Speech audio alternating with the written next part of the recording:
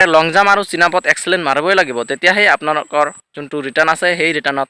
তো hello' friends, আপোনালোক কেনে আছে? আশা কৰোঁ ভালে আছে। তো মই এইটো ভিডিঅ'ত আপোনালোকক আসাম পুলিচৰ যোনটো ইণ্টাৰভিউ আছে সেই ইণ্টাৰভিউৰ বিষয়ে আপোনালোকক মই অৱগত কৰিব বিচাৰিছোঁ।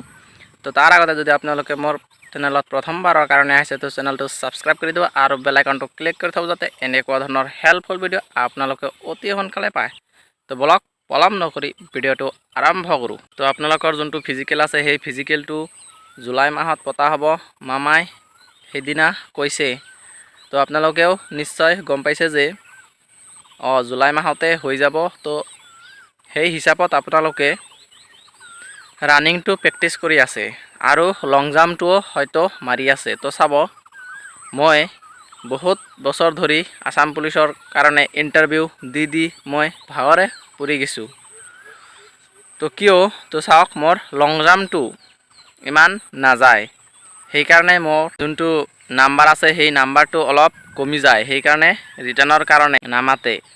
তো আপোনালোকৰ মই এটাই কথা অৱগত কৰিব বিচাৰিছোঁ যে আপোনালোকৰ যদি ৰানিং যেনে তেনে পাছ কৰিব আৰু যদি লং জাম্প এক্সেলেণ্ট নাযায় তো তেতিয়া আপোনালোকৰ কোনো কাম নহ'ব। লং জাম্প যদি এক্সেলেণ্ট যায় তেতিয়াহ'লেহে আপোনালোকৰ ৰিটাৰ্ণৰ কাৰণে আপোনালোকৰ নামটো আহি যাব।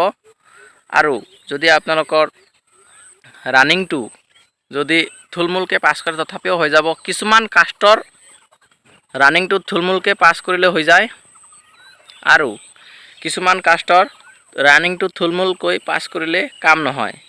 বিশেষকৈ মই সেই কাষ্টবোৰৰ কথা কওঁ যে আপোনালোকৰ যদি জেনেৰেল কিবা ইউআৰ কাষ্ট হয় তেতিয়াহ'লে আপোনালোকৰ ৰানিং থুলমূলকৈ পাছ কৰিলে নহ'ব। আপোনালোকৰ ৰানিংটো মোটামুটি 13মান নাম্বাৰ লাগে, তেতিয়াহে আপোনালোকৰ ৰিটাৰ্ণৰ কাৰণে নাম আহিব। বিশেষকৈ যিবোৰ ডিষ্ট্ৰিক্টত হাই কাট অফ যায় সেই ডিষ্ট্ৰিক্টৰ বাবে মোটামুটি 14 কিবা 15 নম্বৰ লাগিব ৰানিঙত, তেতিয়াহে আপোনালোকৰ ৰিটাৰ্ণত নাম আহিব।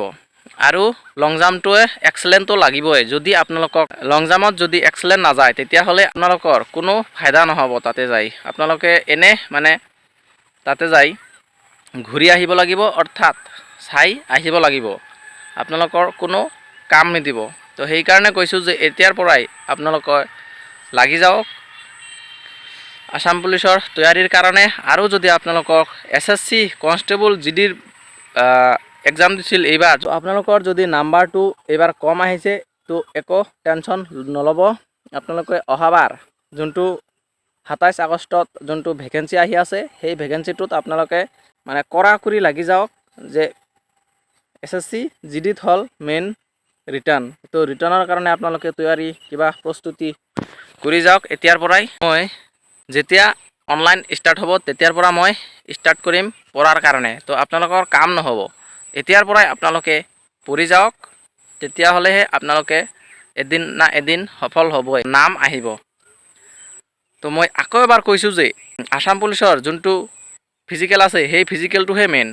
যদি আপোনালোকে ফিজিকেলত ভালে এটা নাম্বাৰ উঠাব পাৰে তেতিয়াহ'লে আপোনালোকৰ ৰিটাৰ্ণৰ কাৰণে নাম আহি যাব, সেইটো নিশ্চিত।